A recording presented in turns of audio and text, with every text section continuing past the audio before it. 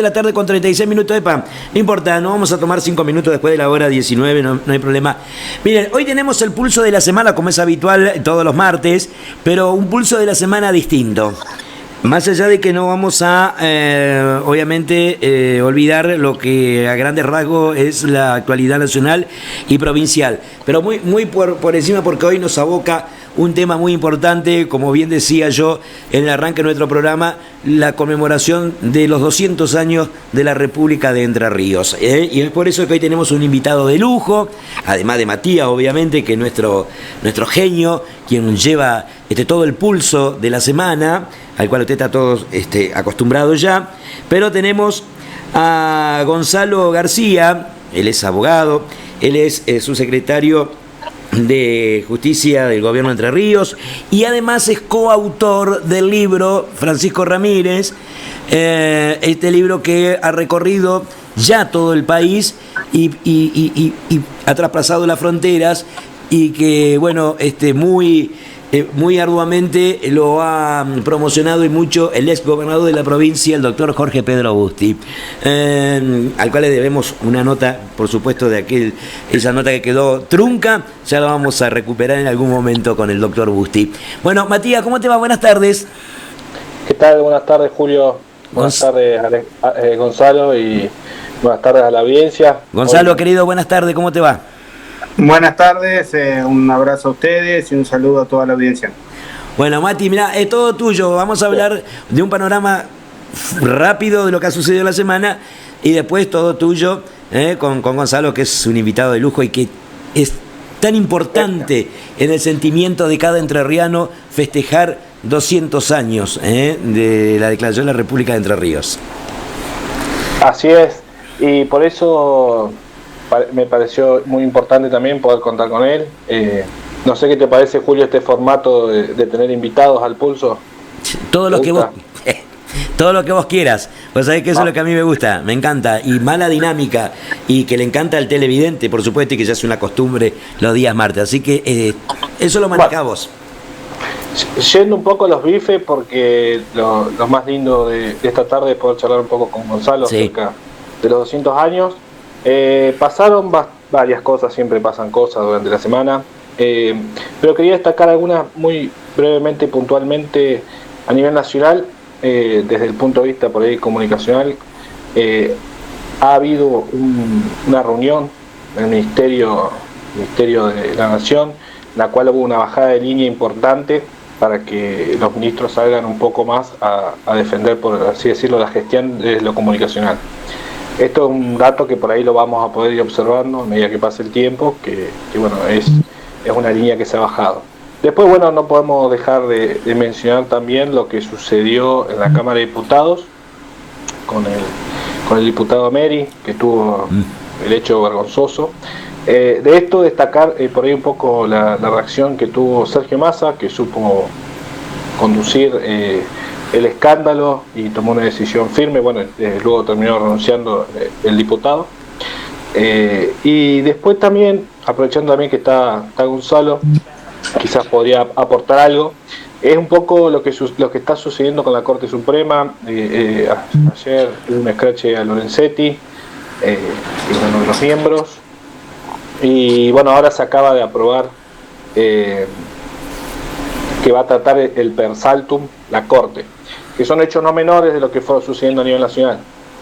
A nivel provincial, voy a ser muy breve para destacar la visita del presidente Alberto Fernández el pasado miércoles. Sí. Es un hecho que no podemos dejar de analizar, porque bueno, por todo lo que trae para la provincia de Entre Ríos esta visita, con los acuerdos que se firmaron por casi 22.000 millones de pesos para lo que son obras viales, sanitarias, educativas, y bueno, pero eso lo podemos analizar en otro pulso tranquilamente.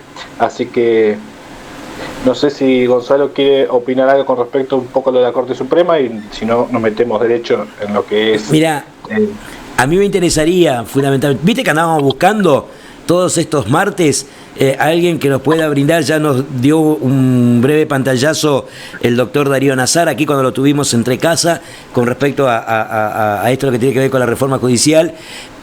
Y qué mejor, digamos, una persona como Gonzalo. Y más que nada que nos explique, viste que estos últimos días hemos escuchado y hemos visto la palabra per saltum. Puede ser así, que nos explique al común de la gente, digamos, ¿no? ¿Qué significa? Bueno, el per saltum o salto de instancia es un recurso judicial especial que tienen en algunos casos que por la gravedad institucional que tienen determinadas causas saltan del juzgado de primera instancia donde se está tratando hacia la Corte Suprema. El per saltum nació en la década de los 90 en nuestro ordenamiento jurídico, es un recurso procesal que existe en muchísimas legislaciones, donde básicamente, tal vez si se acuerdan ustedes, Matías más joven, cuando se estaba privatizando aerolíneas, en la década de los 90, judicializan el proceso para impedir que se privatice, eso entra en un litigio judicial. La Corte en la época de Menem hace de facto, de hecho, en una creación pretoriana, esto quiere decir cuando la Corte resuelve sin ley, y se aboca, digamos, toma la causa que estaba en un juzgado de menor instancia y lo trae directamente a la Corte Suprema. Eso se llama per saltum. Lo lógico de un proceso, para que entienda el ciudadano y la ciudadana común, ¿cuál sería? Un juzgado está en primera instancia, se saca una sentencia, vos apelás, vas a una cámara como organismo de segunda instancia y en su defecto puede ir a otra instancia o va a la Corte Suprema o al máximo tribunal como tercera instancia de revisión. En este caso lo que está pasando es que, como este caso de Menem, cuando hizo, se sacó al juez de primera instancia y se lo llevó a la Corte Suprema para que determine la validez. Hace unos años, aproximadamente, creo que en el segundo mandato de Cristina, se sacó una ley del per saltum por la demora excesiva que había en los trámites recursivos entre distintos casos importantes. Le hace, por ejemplo, ley de medios, le hace esos procesos judiciales que llevaron muchísimos años, y una ley que reforma el Código Procesal Civil y Comercial de la Nación, porque el per saltum en este caso se estudia para los casos de competencia federal.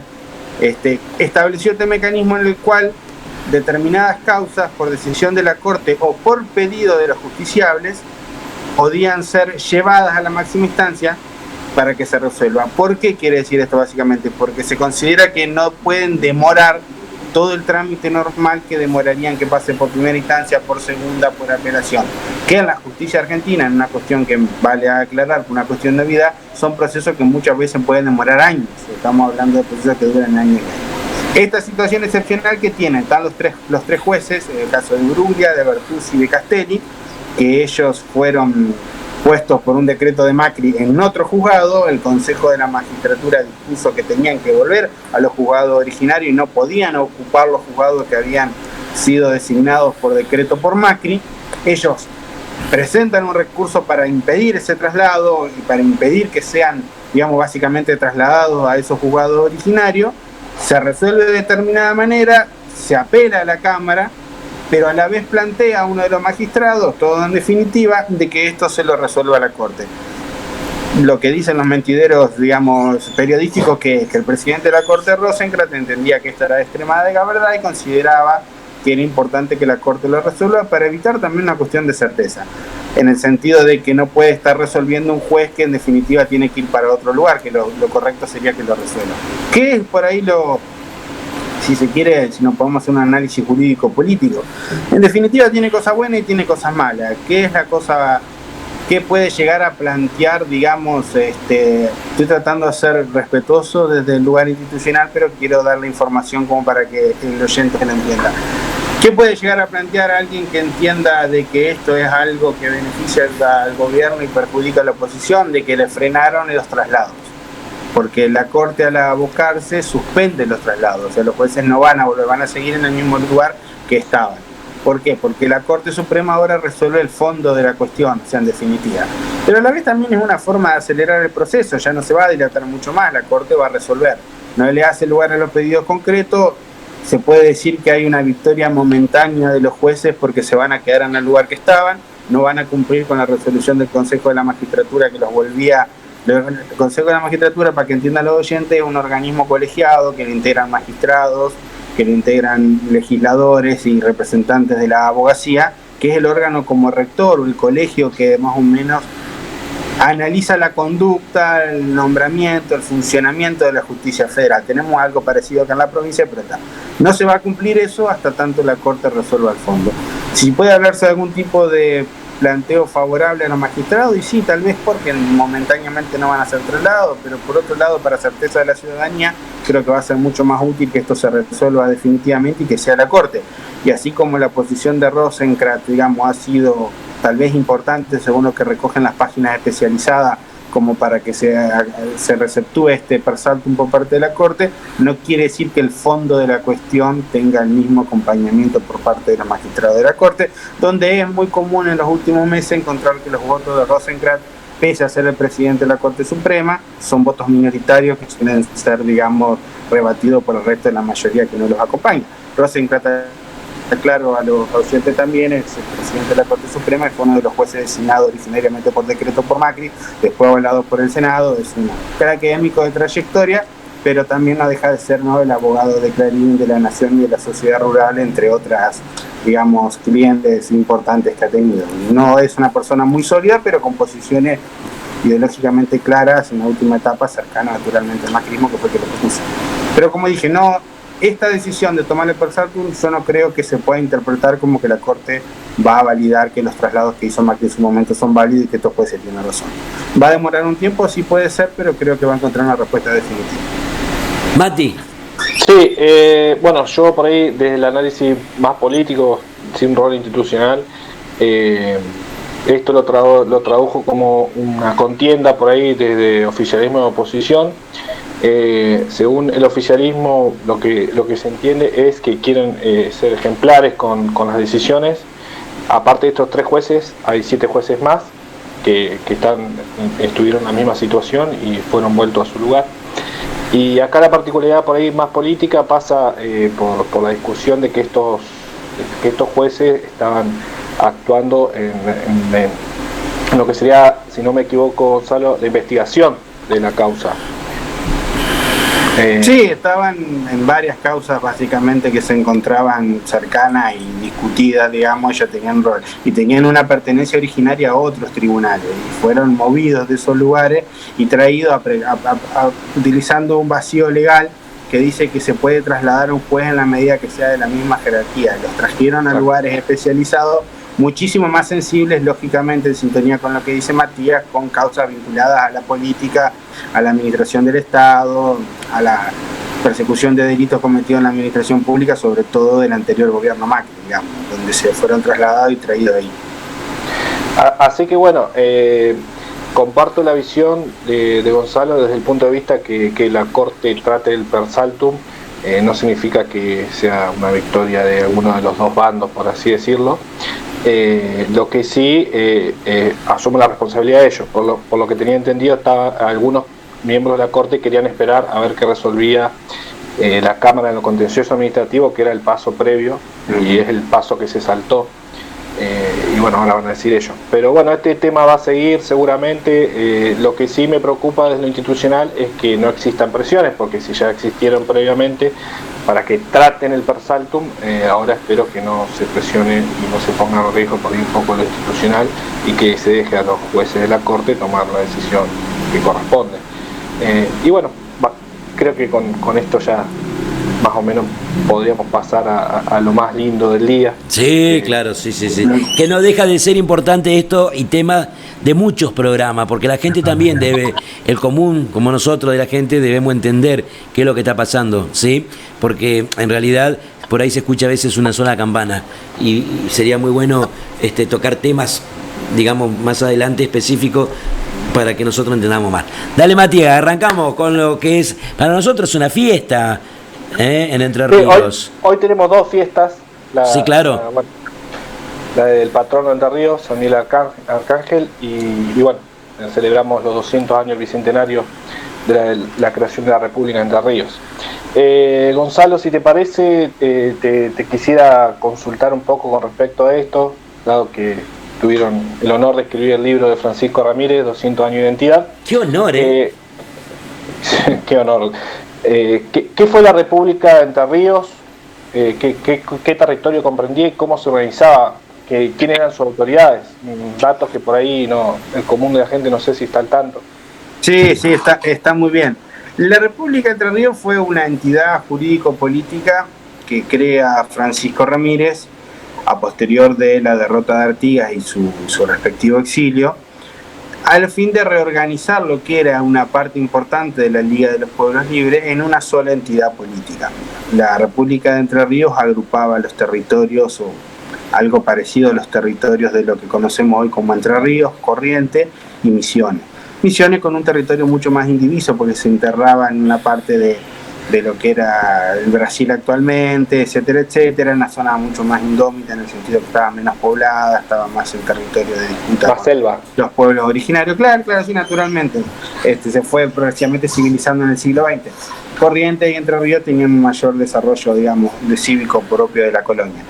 Juntando estas tres provincias, Ramírez crea una república. Una república no quiere decir algo secesionista o segregacionista o que sea contrario a la nación u otro país.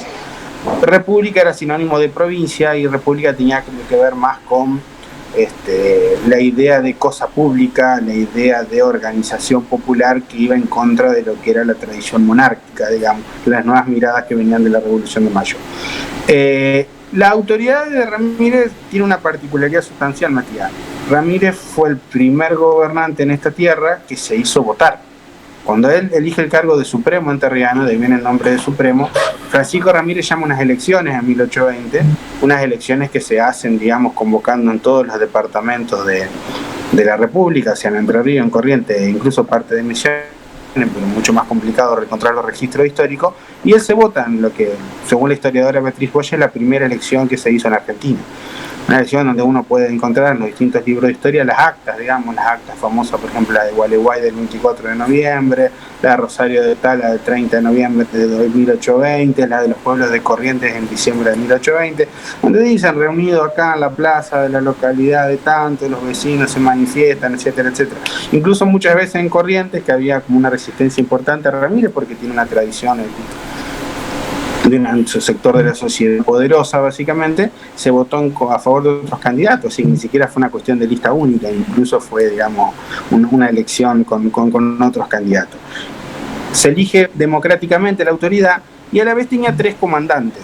Tenía un comandante que era como una especie de mini gobernador de Entre Ríos, que era su medio hermano Ricardo López Jordán. Ricardo López Jordán, digamos, es el padre de quien fuera el último caudillo federal del arma, Ricardo López Jordán, que fue el último caudillo entrerriano, prácticamente un caudillo federal del país. Tenía un gobernante o un comandante en Corrientes que era Evaristo Carriego, que era el padre de los famosos Carriego y abuelo que también hicieron historia, y en Corrientes era Félix de Aguirre. Y la República tenía un ministro general de Hacienda, que era básicamente quien se encargaba de los números, que era Cipriano de Urquiza, que era el hermano de quien fuera Justo José de Urquiza, el primer presidente de la Confederación Argentina y gobernador de Entre Ríos, etcétera, etcétera. Así que alrededor de Ramírez se agrupaban en buena medida los apellidos que trazaron todo el siglo XIX, el padre de Ricardo López Jordán y su medio hermano, y el hermano de Justo José de Urquiza como ministro general. Todos ellos componían, si se quiere, el elenco gobernante central de la República de Entre Ríos. La verdad que estoy anonadado con toda la información esa. O sea que en Entre Ríos se realizaron las primeras elecciones de la Argentina, podría decirse. Varios historiadores coinciden que por la importancia, la cantidad de distritos, fue la elección más importante, la primera elección de tanta importancia en el país en la historia. Qué bárbaro. O sea, hubo elecciones locales, por ejemplo, en un pueblo que se decían determinadas cuestiones. Nunca algo tan grande que en forma simultánea, en forma seguida, en tantas localidades se haya votado por el mismo cargo en la misma persona.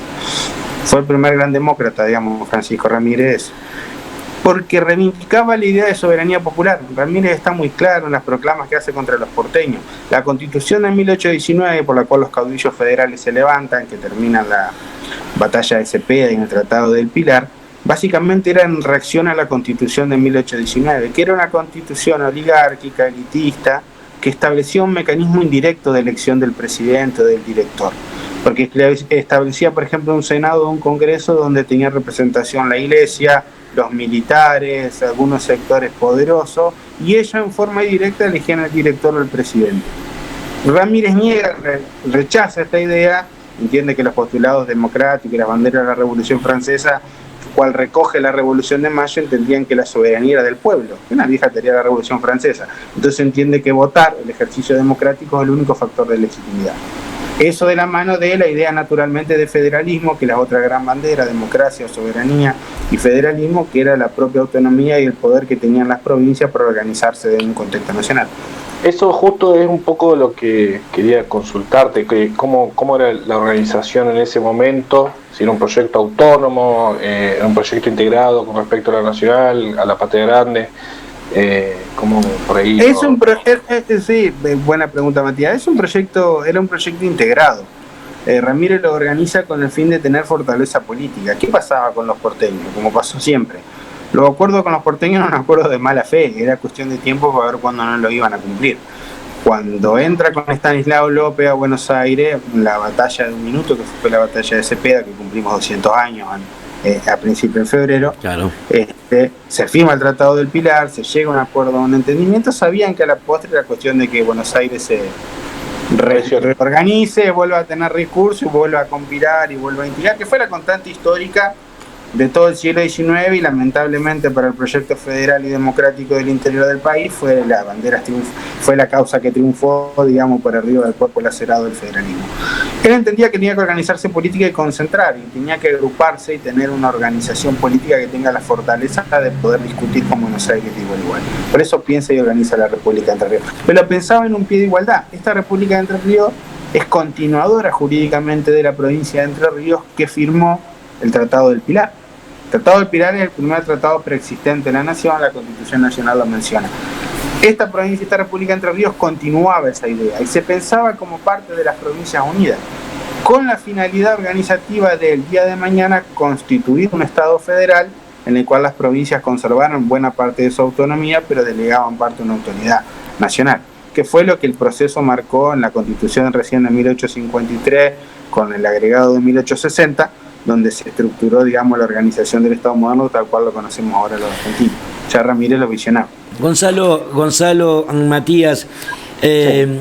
Fue tan importante Francisco Ramírez, fundamentalmente porque lo destaca también en el libro, los historiadores, ustedes. Pionero es poco el título en cuanto a lo que tiene que ver con la salud y la educación, ¿no? Un dato menor, ¿no? Muy buena pregunta. Hay una cuestión, la salud primero. La salud en época de pandemia como vivimos hoy se parece un tema en la actualidad casi insoslayable. En una de las batallas contra los porteños, hubo dos grandes batallas, que fue la de Santa Bárbara y la de Saucecito. En una de las batallas Ramírez sufrió una herida en una pierna y constató que no había hospitales acá en Entre Ríos. Entonces manda a llamar a un médico cirujano de Santa Fe que lo venga a atender para que lo cure de esa herida.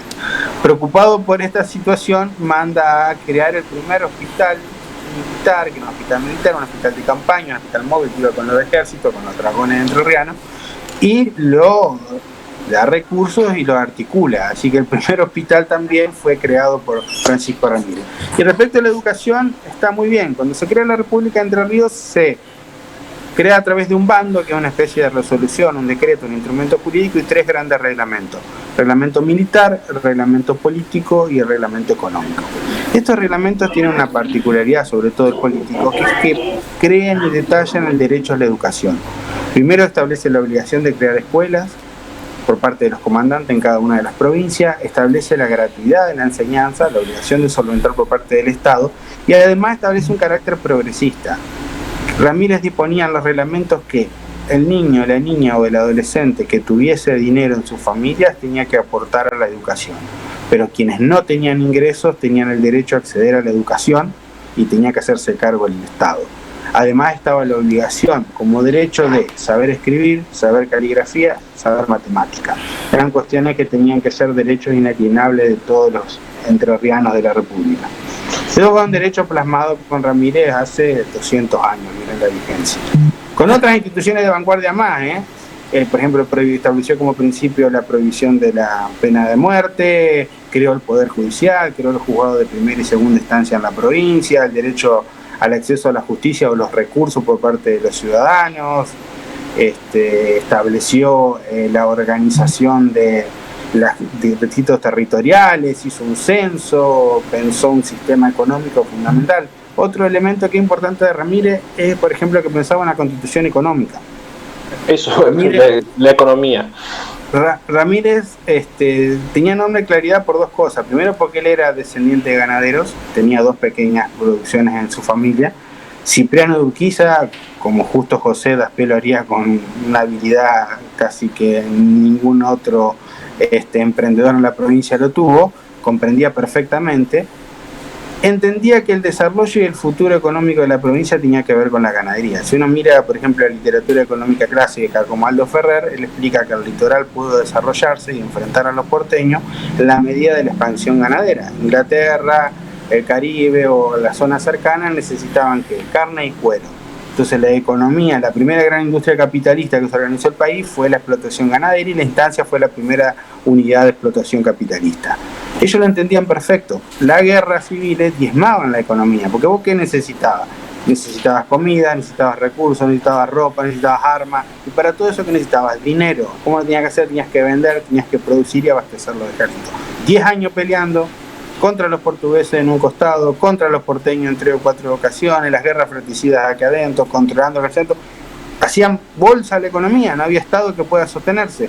Con claridad Ramírez que entendía, no, hay que apostar al desarrollo, tiene que tener un modelo exportador. Y si uno lee los reglamentos encuentra regulaciones sobre comercio, sobre exportación, sobre criterios de pauta de quienes podían importar, los registros, las sanciones a quienes lo hacía, criterios para preservar animales, criterios de agricultura de subsistencia y obligación, criterios para la no explotación de los animales. Está muy reglamentado, una mirada muy económica de la economía en estos instrumentos jurídicos, muy en sintonía con lo que fue la historia del litoral argentino y que fue la fortaleza de Entre Ríos. Entre Ríos pudo, si uno lo lleva más adelante, Urquiza pudo encabezar una coalición para enfrentarse en una primera instancia a Rosa, pero después para resistir contra Mitre y la organización porteña en la medida del poderío económico que significaba Entre Ríos, articulado con las otras fuerzas, ¿no? Naturalmente, pero el poder económico que tenía Entre Ríos era la posibilidad o el sustento fáctico que le daba la herramienta para poder crecer, trasladarse la frontera, traspasar y discutir política nacional.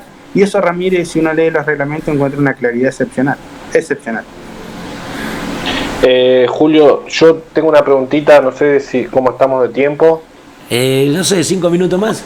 5, 10, 15, media hora. Mirá, escucharlo a Gonzalo, porque la verdad que bien vale la pena volver a repetir este programa y cada uno de los entrerrianos deberíamos leer al menos el libro, porque la verdad que ahí vamos a conocer de pe a pa y cómo a medida que vamos leyendo y entendiendo la historia nuestra, vamos a dar cuenta que todo tiene relación con la actualidad.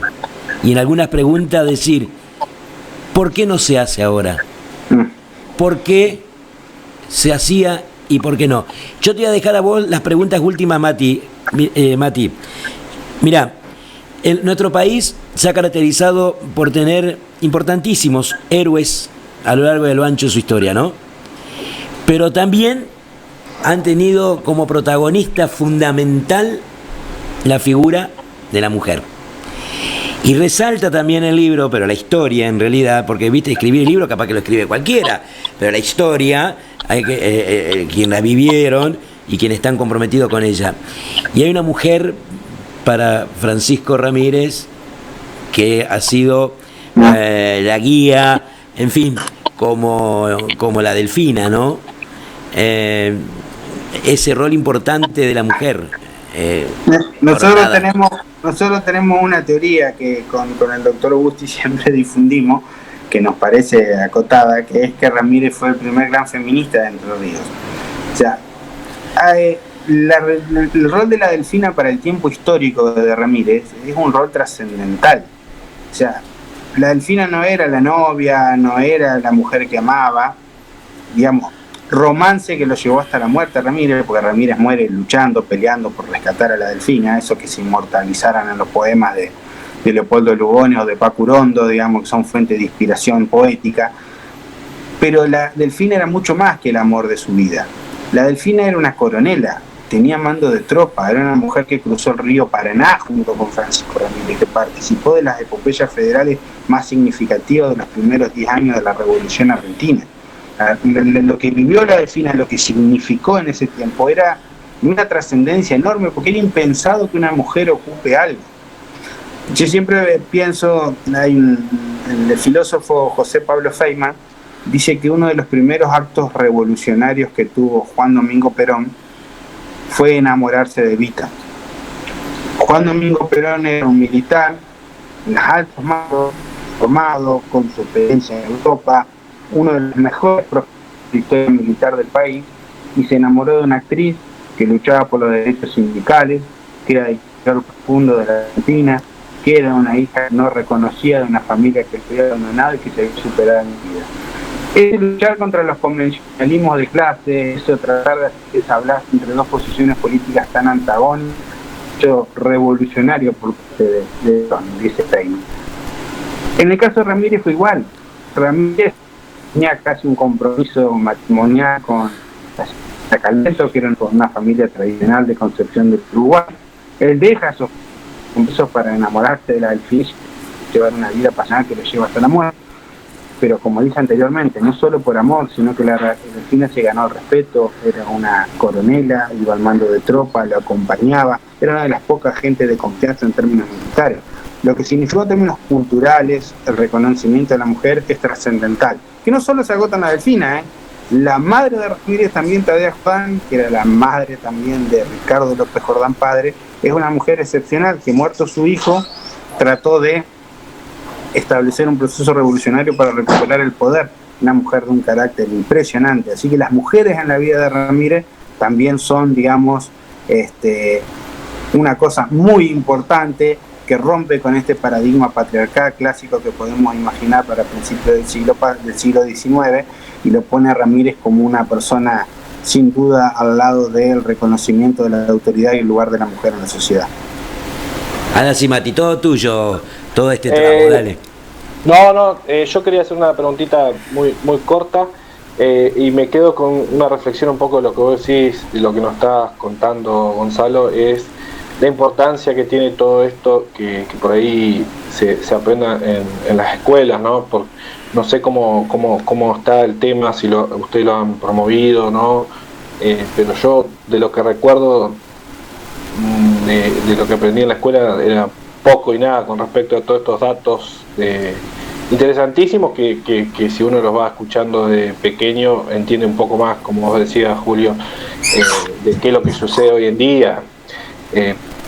Me quedo con esa pregunta por un lado, y después te quería consultar también un poquito qué significa la República de Entre Ríos desde lo institucional hoy en día para Entre Ríos, digamos, celebrar esto, qué es lo que significa, qué significado tiene para nosotros esta celebración de la República. Es la fundación de la entrerrianía. Con Ramírez empieza a existir Entre Ríos. Con Ramírez lleva a un montonero federal y ata su caballo a la pirámide de Plaza de Mayo, derrota a los porteños por primera vez en la historia, le dice: el proyecto de constitución de ustedes no se va a aplicar, nosotros vamos a hacer una patria federal. Eso es Ramírez, la irrupción del pueblo en la historia, la primera gran derrota de Buenos Aires. Ramírez es el primer tratado preconstituyente, fue el que determinó la organización federal.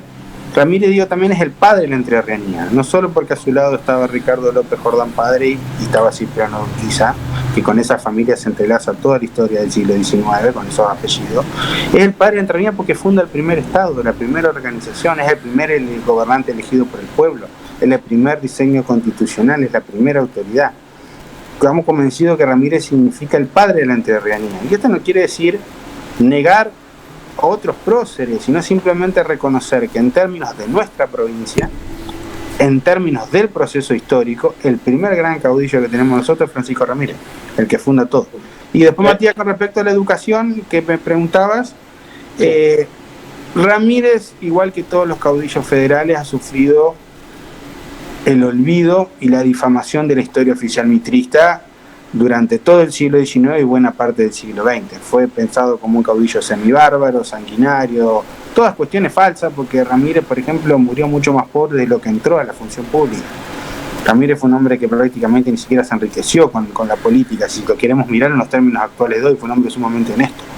Y fue olvidado y fue negado, y en la provincia también existió una especie de negación, porque Urquiza fue el gran prócer provincial y la historia oficial provincial miró mucho más ese proceso que mirar el proceso de Ramírez. Las primeras obras históricas de Ramírez aparecen como 70 o 80 años después de la muerte de él. Entonces, recuperar eso es un trabajo. Hay una enorme tarea, sí, que empezó 20, 30 años atrás, de recuperar, digamos, la figura de Ramírez. Y en esta etapa, por suerte, hemos recogido tanto de la UADER como del CGE una receptividad muy positiva para incorporar estos materiales, hemos hecho audiovisuales, hemos hecho charlas que se pusieron a disposición. Pero esta lucha que planteas vos, Matías, es la lucha que tenemos en toda la educación con la historia. Nuestra clase dominante ha construido una historia al servicio de los intereses de la patria liberal, mercantil porteña, y lo que eran parecidos a ellos, lo que eran funcionarios de los Mitre, a los Roca, a los Alvear, fueron los grandes próceres de la Argentina, y lo que se opusieron eran unos bárbaros, ignorantes, sanguinarios, y así fueron difamados, así fueron negados. Y si bien hoy no tenemos la misma fuerza que teníamos hace 70 años con el libro de historia de Grosso, no deja de haber también un gran vacío porque nunca se llenó el sistema educativo, que es el combate por la historia, que es la lucha por resignificar el pasado, pero sobre todo como herramienta política para discutir el presente y pensar el futuro. Sí. Exactamente, a eso apuntaba. Olvídate. Por ahí lo hablamos, viste, a veces en una mesa de café y demás, y no lo exteriorizamos, no lo visibilizamos en los medios de comunicación esto, y hay que saber difundir todo esto, porque la verdad que es la única manera. No voy a llegar yo a un cargo importantísimo sin conocer nuestra propia historia y sin saber lo que es el federalismo. Aprenderlo sobre la marcha es el fracaso total. Digo, siempre charlamos a veces con los amigos de ese tema. ¿A ustedes lo embromó, Gonza? Lo embromó un poco la pandemia también, porque cuando todo hacía parecer de que íbamos a recorrer cada localidad de la provincia de Entre Ríos, que de memoria la conoce el ex gobernador Jorge Busti, por supuesto, ¿no? Aparece esto que un poco frena este entusiasmo que genera la publicación de este libro. Sí, así es. Teníamos una agenda muy programada, pero bueno, esto es un problema mundial, ya nos trasciende y la salud de la población es lo prioritario. Pero confiamos que de cara al bicentenario del fallecimiento de Ramírez, que es el 10 de julio del año que viene, vamos a poder salir, sobre todo entrado el año que viene, y continuar un poquito esta tarea de reivindicación, de divulgación e información y diálogo con la comunidad acerca de la obra, el legado histórico de Francisco Ramírez. Confiamos que vamos a poder. Bueno, yo estoy muy emocionado porque no hace mucho me confirmó el doctor Busti que cuando venga Hernandarias al Centro Cultural iba a ser yo quien conduzca el acto de apertura eso y de presentación del libro, que lo vamos a invitar a Matías, cuando se dé y pase todo esto, lo vamos a invitar para que esté al lado mío y demás y hacer esa presentación. Te dejo la última, Mati, a vos, dale. No. Yo creo que vos me dejás una pregunta más. Olvídate. Bueno, si hay tiempo. Yo, más que pregunta, quisiera por ahí hacer un breve resumen político de un análisis cortito con respecto a lo que cuenta Gonzalo, y que más o menos me oriente si va en esa línea. Podría decirse que por ahí Francisco Ramírez fue uno de los primeros, si bien caudillo, uno de los primeros políticos que se le plantó a lo que sería el porteñismo y a España, o sea, desde la política, porque creó la República para hacer política, para organizarse. Así lo entiendo yo y lo resumo, y con una bandera totalmente federal, y para poder desde la política construir esa mirada, darle lugar a la mujer, esa mirada educativa, esa mirada económica. Lo entiendo en base a esta charla que hemos tenido y lo que he aprendido como uno de los políticos más importantes que ha tenido la historia argentina y Entre Ríos, ¿no? Mirá, Ramírez tiene una particularidad, Matías, adhiero a lo que plantea, que murió muy joven. Él hizo todo esto como una especie de relámpago en la historia, en muy poquitos años. Murió a los 35 años Ramírez, murió muy joven. No, 25 años. Con apenas esos años él él construyó en ese interreino que va, si se quiere, desde la batalla de Cepeda en 1820 hasta la República de Entre Ríos, su muerte, son casi 2 años. En ese periodo dejó un montón de cuestiones. Mientras iba en el caballo, enfrentaba una montonera, ganaba una batalla, se bajaba y escribía un documento con su secretario, lo redactaba, lo mandaba a imprimir, lo divulgaba y iba haciendo actos de gobierno. No es que había gabinete, no había asesores, no había WhatsApp, no había nada. Cuando apenas surge la Revolución de Mayo, Ramírez se alista y es uno de los primeros hombres en la provincia que adhiere a la causa patriótica y revolucionaria. La función de Ramírez, ¿cómo será que conocía el territorio? Y hay un chiste político también que hacemos con el doctor Bucci, que conocía las dos costas, porque él tenía la misión de agarrar la correspondencia importante y política de la costa del Uruguay y traerla al Paraná. En esa época no había sendero de carreta, vos imagínate que llovía y no podía pasar. Y Ramírez tenía esa capacidad de unir las dos costas, digamos, y poder llevar, digamos, eso. Imagínate el compromiso, los tiempos que vivía. Ramírez era una persona totalmente decidida, de acción, una persona que brillante. Siempre lo dice Busti, murió peleando. No es que murió en el exilio o murió en una cama, murió peleando por el federalismo, porque cuando él es derrotado en Santa Fe, donde es perseguido hasta Córdoba, esa muerte en Río Seco, lo hacía porque estaba marchando hacia Buenos Aires otra vez para enfrentar al gobierno para que cumpla el Tratado del Pilar. Él murió peleando por el federalismo y no se pudo exiliar, no se pudo ir, murió peleando. Fue coherente en toda su vida. Pero aparte de esa lucha, también tuvo la cabeza para construir una república que él la pensó de cierta manera como un escudo político, analizándolo un poco, para poder negociar con otros poderes, digamos. O sea, que no solo luchaba desde la fuerza, sino también desde lo intelectual y desde la construcción política. Que para 25 años... Y estas dos cuestiones, Matías, lo ponen en un nivel muy superior a muchos otros caudillos. Poder. Primero, era un genio militar sin ser militar. El propio general Paz, que era una autoridad en la materia, decía que Ramírez era el mejor militar que podían tener las montoneras federales. Sin ser un abogado, fue un estadista y fue un constitucionalista, ¿no? Y sin ser un politólogo, es el padre del federalismo y usa el primer instrumento fundamental para la organización constitucional de la Argentina. Así que sin todas esas cosas, hay muestra que los hombres públicos muchas veces tienen que tener una voluntad que atraviesa todas las paredes, más allá de cualquier título o más allá de cualquier, digamos, especialidad X con la que se miran las cosas. La política hoy, como en aquellos tiempos, prima otra cosa. Bueno. Qué bárbaro, qué impresionante. Hemos tenido un programa fantástico, ojalá que no sea el último que se dé así, porque hay mucho para hablar y es muy importante que este pequeño medio de comunicación se encargue de lo que otros por ahí no lo pueden hacer. Mati, te agradezco un montón, como siempre, como todos los martes. Gonzalo, la verdad, impresionante, muy agradecido en nombre de la producción, el mío. Y bueno, y de Matías, que obviamente a partir de ahora vamos a tener más invitados y demás, y eso es fundamental. Sí, a Gonzalo espero que vuelva a aceptar la invitación. No, el agradecimiento es mío, le agradezco a ustedes por la invitación y a disposición. Gracias. Naturalmente de la audiencia. Gracias.